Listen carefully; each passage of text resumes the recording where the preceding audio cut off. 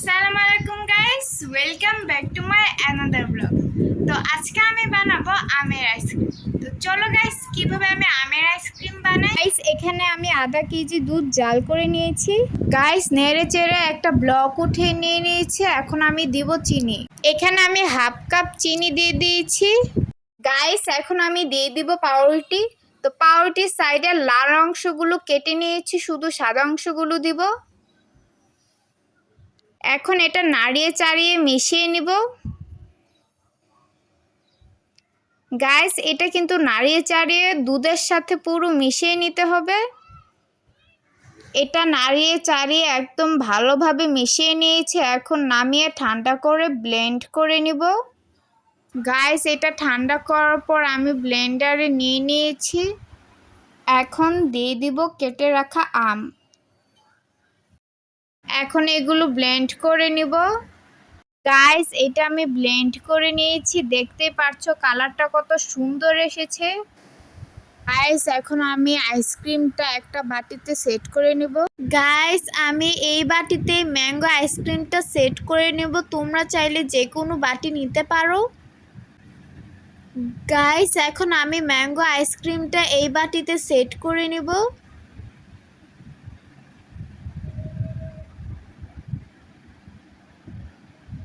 Guys, একটু ড্যাব ড্যাব করে নিচ্ছি যাতে আইসক্রিমটা ভালোভাবে সেট হয়। এখন গাইস, আইসক্রিমের উপরে হালকা কিছু ডেকোরেশন করে নিব। গাইস, আইসক্রিমটা কতটা ক্রিমি হয়েছে তোমরা দেখতে পাচ্ছ। গাইস, এখন আমি ডেকোরেশন করে নিব। তো এখানে আমি ছোট ছোট করে স্লাইস করা আম ছড়িয়ে দিচ্ছি।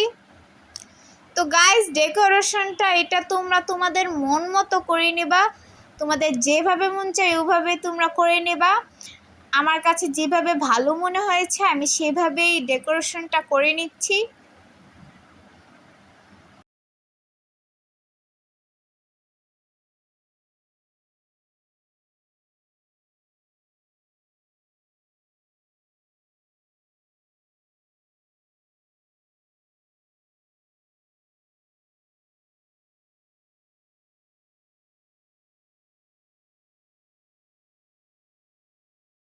গাইস, কোনো কিছু সাজাতে আর ডেকোরেশন করতে আমার কাছে কিন্তু অনেক ভালো লাগে।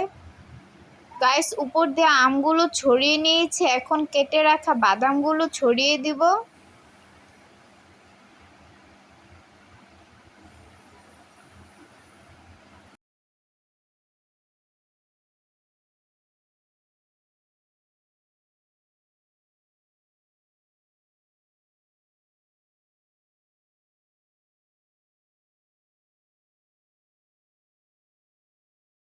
গাইস, দেখো কতটা কিউট আর সুন্দর হয়েছে আইসক্রিমের লুকটা। এখন এটা ফ্রিজে একদিনের জন্য চলে যাবে। গাইস, একদিন পর আইসক্রিমটা ফ্রিজ থেকে বের করে এনেছি এবং আইসক্রিমটা কিন্তু সেট হয়ে গিয়েছে। এখন খুলে দেখব কেমন হয়েছে। তো গাইস, দেখতেই পারছো আইসক্রিমটা কত সুন্দরভাবে সেট হয়েছে। গাইস, এখন আমি চামচ দিয়ে আইসক্রিমটা কেটে বের করে নিব।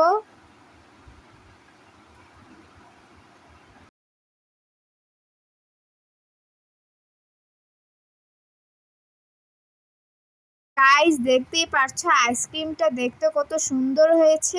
গাইস, বানিয়ে ফেললাম হোমমেড আমের আইসক্রিম। তো এখন আমি এটা খেয়ে দেখবো খেতে কেমন হয়েছে।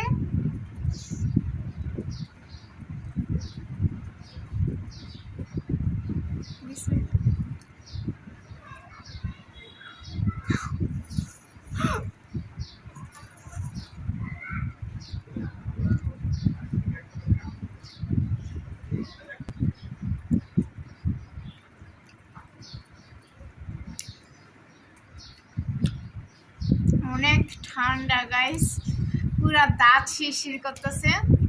গাইস, আমি কিন্তু উপর দিয়ে বাদামগুলো ছড়িয়ে দিয়েছিলাম। তা চাবিয়ে চাবিয়ে খেতে আইসক্রিমের সাথে অনেক মজা লাগছিল। তো এখন তো আমের সিজন, তো তোমরা যদি এই গরমে এভাবে আমের আইসক্রিম তৈরি করে খাও তাহলে কিন্তু অনেক মজা হবে। খুবই সহজ উপায়ে মজাদার এই আমের আইসক্রিমটা ঘরে বসে বানিয়ে ফেলতে পারো। তো আজকের ব্লগটা কেমন লেগেছে অবশ্যই লাইক, কমেন্ট, শেয়ার গেছে